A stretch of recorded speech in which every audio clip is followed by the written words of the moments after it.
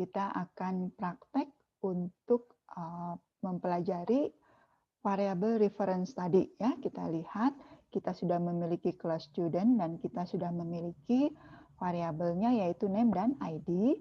Lalu kita melihat kita sudah lengkapi dengan get dan set ya. Bahkan kita sudah memiliki metode yang bernama display. Display itu untuk menampilkan. Caranya gimana membuat metode display? Ya kita buat saja namanya ya. Kemudian di sininya void, nanti kita belajar void itu maksudnya apa. Dan di dalam kurung ini tidak ada parameternya sama sekali. Langsung saja kita print line ya, dan mengambil variabel name dan student ID. Nih, name dan student ID. Kalau variabelnya bertambah, nanti kita juga harus menampilkan ya print line-nya juga dilengkapi ya, semuanya ditampilkan di sini. Oke, nah kita sudah punya kelas student. Lalu kita punya kelas main test. Wah, main test saya udah penuh ya, ini dari pertemuan minggu lalu. Kita minggu lalu masih ingat ya, kita belajar membuat objek instansiasi. Nih, kita belajar konstruktor, membuat objek. Lalu men-set name ya. Yang awalnya belajar, name itu dikasih assignment langsung sama dengan lalu namanya, kita gunakan metode set name. Ini lebih bagus ya, lebih objek oriented. Lalu kita display. Nah, kita punya objek kedua, punya objek ketiga, lalu kita juga mencoba objek dari kelas dosen, ada dosen 1, 2, 3 ya. Jadi ini kita sudah bikin 6 objek. Kebayang ya? Jadi kita punya 6 objek. Supaya tidak menuhin ini dan semoga ini juga tidak hilang ya, maka saya akan membuat yang baru aja ya supaya fokus kepada materi kali ini. Jadi saya buat kelas baru. Karena untuk tes juga, maka saya kasih nama sama sih, main test, tapi main test 1.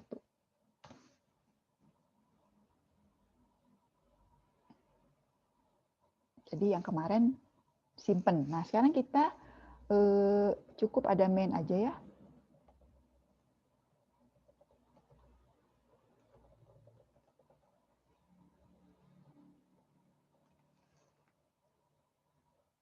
Seperti ini ya. Nah, kita kasih komentar dulu ya.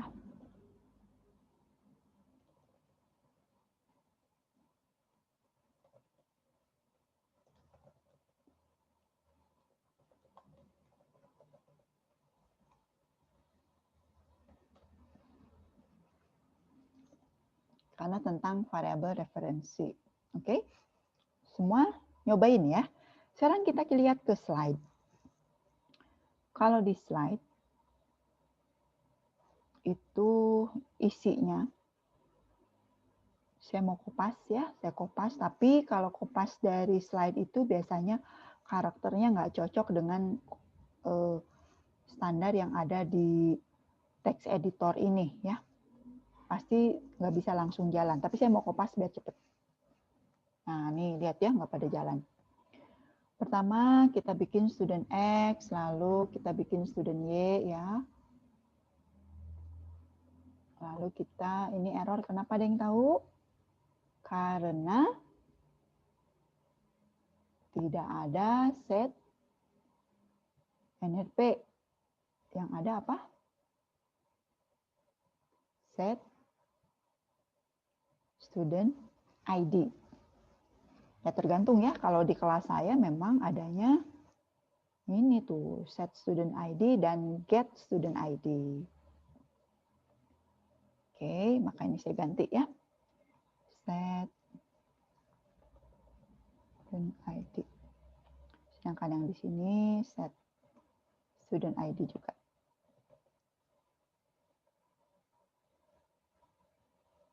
Nah, ini masih error karena untuk string harus ada tanda quote ya, di mana quote-nya ini seperti ini ya. Ini juga sama, bukan get NRP tapi get student ID.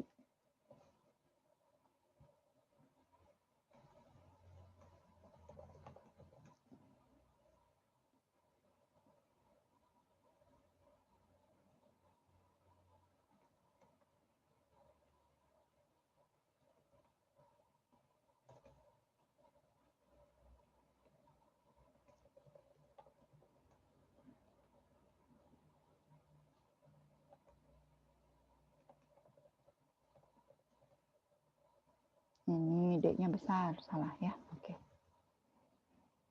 Ini kalau codingan lengkapnya seperti ini ya, cuman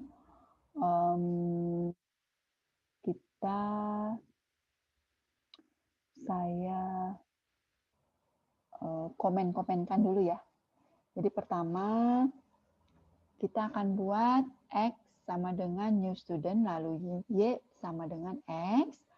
Lalu kita set ID untuk X ini 1, sedangkan untuk Y kita set ID sama dengan 2 ya. Lalu kita print.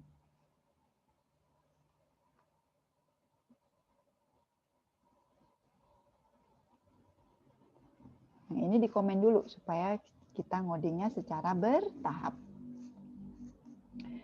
Baik anak-anak, silakan mengcoding juga ya. Sebelum kita eksekusi, kita lihat dulu nih. Kira-kira yang keluar ini ketika ada sistem outprint line seperti ini, angka berapa ya? 1 apa 2? Nah, kira-kira dulu ya. Jadi saya sebelum eksekusi, silahkan kalian coding dulu. Silahkan, atau kalau udah ngerti sih, ngerti konsep yang tadi diajarkan, sudah bisa menjawab. Ini yang muncul angka 1 atau 2. Oke? Nah, silahkan saya tunggu 5 menit untuk mencoba atau berpikir. Boleh diskusi dengan temannya ya, boleh message-messagean sama temannya. Kalau yang mau menjawab, silahkan raise hand supaya saya bisa lihat siapa nih yang memperhatikan dan mengikuti sore ini dan benar apa enggak gitu ya. Silahkan raise hand-nya. Ini pertanyaan saya ya. Keluarnya angka 1 atau 2? 2, Bu. 2, Bu. Oh, udah dicoba? Udah dicoba ini? Udah. Atau mengira-ngira? Udah, Bu. Oh, udah dicoba Udah. ya, cepet banget. Yang lain? Siapa yang Ya, Bu. menjawab 1? Ada yang keluar angkanya 1?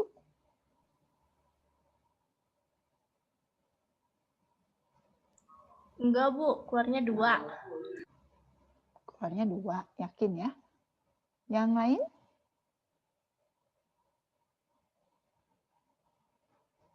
Oke. Kalau udah dicoba keluarnya 2, ada yang tahu kenapa keluarnya 2?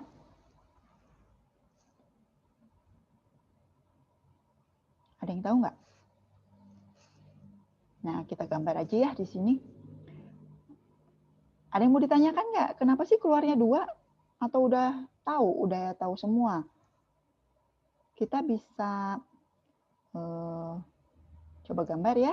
Jadi, ketika ada perintah X sama dengan new student, itu sebetulnya seperti ada objek ya. Lalu ada ada variabel X, lalu ada variabel X ini merefer atau memegang ya, saya nyebutnya memegang si objek ini.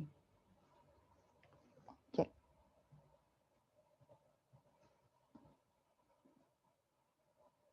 Oke ya, kebayangkan?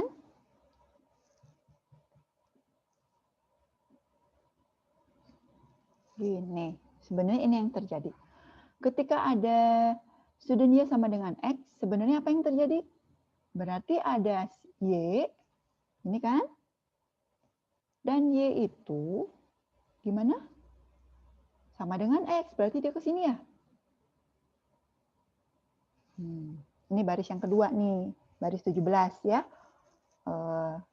Student Y sama dengan X. Karena nggak ada instansiasi, nggak ada new, maka Y ini ikut ke variabelnya si X. Kemudian ada perintah set student ID 1. Nah, di objek ini kan ada name sama student ID-nya ya. Maka di objek ini kita punya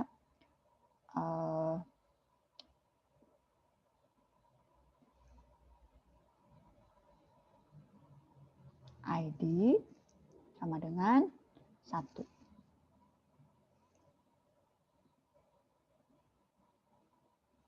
Nah, jadi di baris 19 ini yang terjadi. Di baris 20 ada lagi Y set student ID 2. Sebenarnya si Y sih, tapi karena Y ini merefer ke objek yang sama, maka ketika ada perintah untuk mengubah ya, maka sebetulnya yang terjadi adalah student ID-nya ini ganti ya. Saya coret dulu deh, jangan langsung diganti. Ketimpah ya, ketimpah. Lalu digantikan menjadi, sekarang menjadi 2 ya.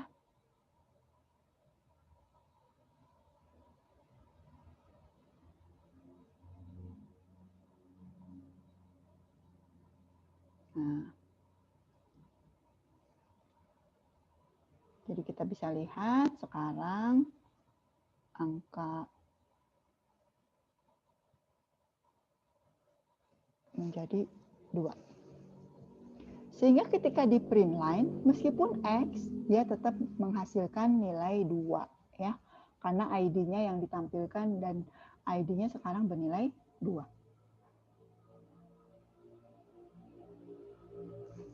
Oke ya, jadi itulah yang disebut referensi. Jadi aneh gitu ya, meskipun Y ini kan 2, X ini kan 1, kok bisa jadi sama? Karena X dan Y itu memegang ya, merefer ke objek yang sama. Ya, dia berbagi objek sehingga kalau Y berubah, X juga ikut berubah ya. Jadi meskipun yang ditampilkannya X, tapi dia nilainya 2 karena 2 itu diset oleh si variabel Y. Oke, nah itulah yang terjadi kalau kita bekerja dengan object oriented dan itu objek itu memiliki perilaku referensi seperti ini. Nah, sekarang kita lihat ya, kalau ada peristiwa Z sama dengan new student. Z sama dengan Z student ID 3. Apa yang terjadi sebetulnya? Mari kita gambarkan ya. Berarti kita bikin dulu variabel Z. Ini sorry kok X.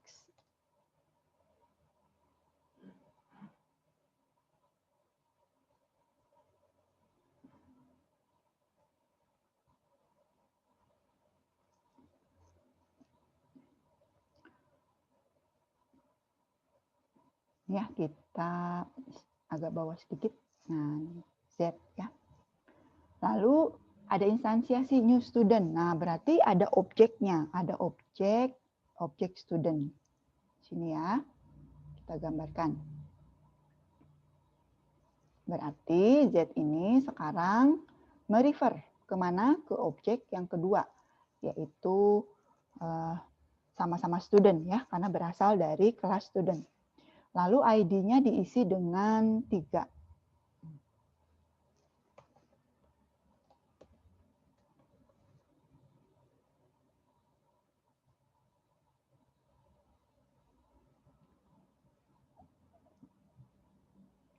Nah, gini kan?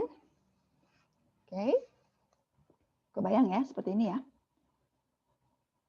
Lalu, ternyata ada perintah X sama dengan Z. Apa sih yang terjadi kalau ada perintah X sama dengan Z? Berarti sekarang si X ini, si X ya, dia pindah referensinya. Saya mau ke objek yang dimiliki si Z, jadi pindah ke sini. Berarti yang ini hilang. Gara-gara perintah X sama dengan Z. Oke? Maka ketika ada ini nih, print line X student ID dan Y student ID, kira-kira munculnya berapa ya di sini?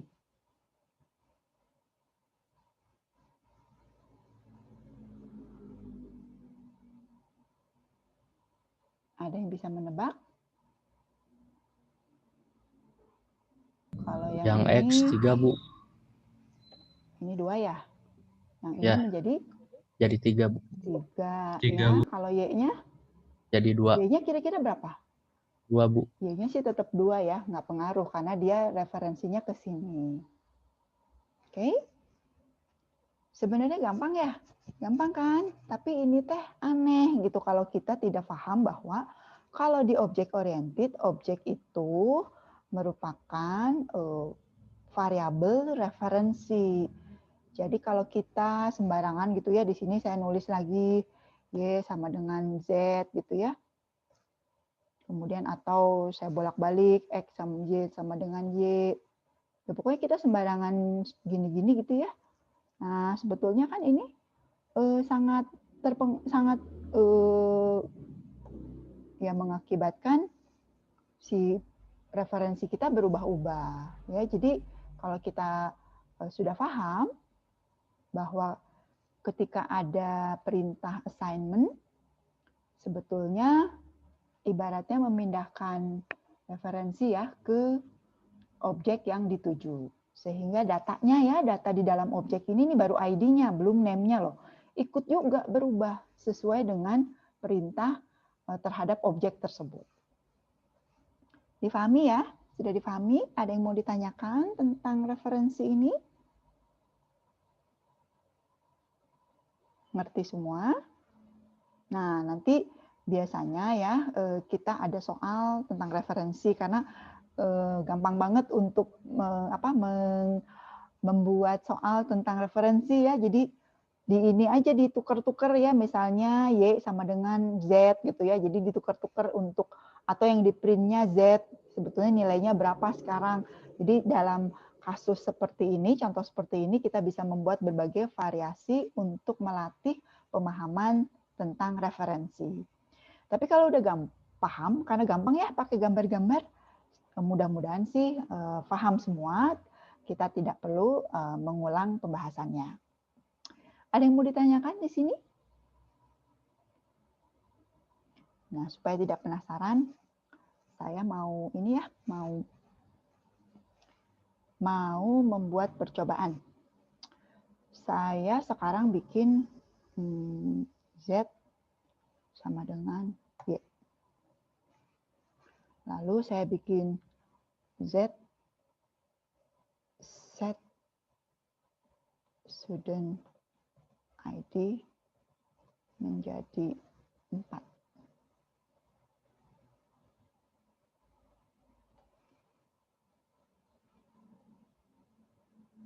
Lalu saya print. Yang di print X.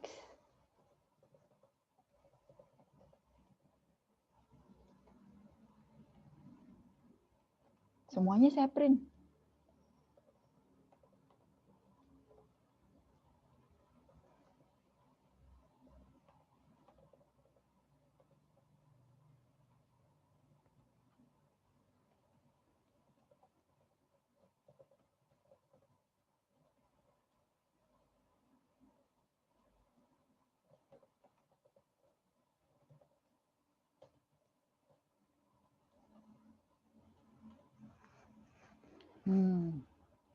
Kira-kira berapa ya yang keluar di layar? Ada yang bisa mengira-ngira tanpa ngoding bisa melihat kira-kira apa ya yang keluar di sini? 344 bukan, Bu? 344. Iya, Bu. Oke. Yang lain ada pendapat lain?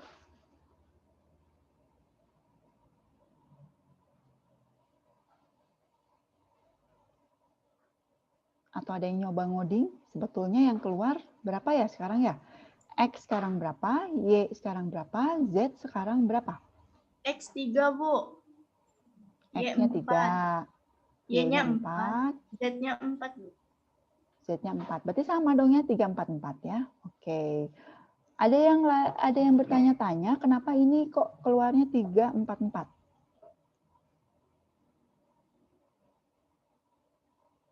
Kenapa? Y jadi ikutan 4.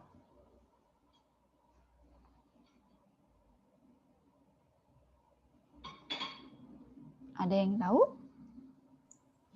Karena Z sama dengan Y, Bu. Betul ya, karena baris 29, ketika ada perintah Z sama dengan Y, berarti si Z ini sekarang referensinya pindah ke punyanya si Y, yaitu objek yang pertama ya, balik ke sini ya. Kemudian si Z isinya berubah jadi 4, berarti ini diganti menjadi 4. Sehingga, betul ya, kita nggak usah eksekusi. Dari pengamatan aja udah kebayang. X berarti nilainya 3, Y karena dia sama dengan Z, maka dia bernilai 4. Sedangkan Z sendiri udah pasti ya, karena diubah seperti ini, pasti dia nilainya 4 juga. ID-nya tuh 4. Nah, kurang lebih seperti itu ya. Oke. Nah, itulah tentang objek referensi. Ada yang mau ditanyakan? Ya memang begitulah ya, begitulah. Kalau ditanya kok begitu Bu, iya memang objek tuh begitu. Semua objek oriented ya, mau pakai bahasa C, bahasa Python, bahasa PHP, perilaku objek oriented itu referensi ya, dia akan merefer ya, ketika ada sama dengan itu assignment ya, itu akan membuat si objek itu berpindah mengikuti referensi di variabel yang sebelumnya ya. Jadi si Y ini si Z ini ya akan ikut ke Y sehingga nilainya seperti ini. Ya, baik, itu tentang referensi, variabel referensi. Mudah-mudahan nanti kita banyak latihan ya supaya lebih memahami atau kamu mengoding ulang codingan ini di rumah dan mencoba sendiri untuk mengubah-ubah sehingga betul-betul memahami perilaku referensi di konsep object oriented.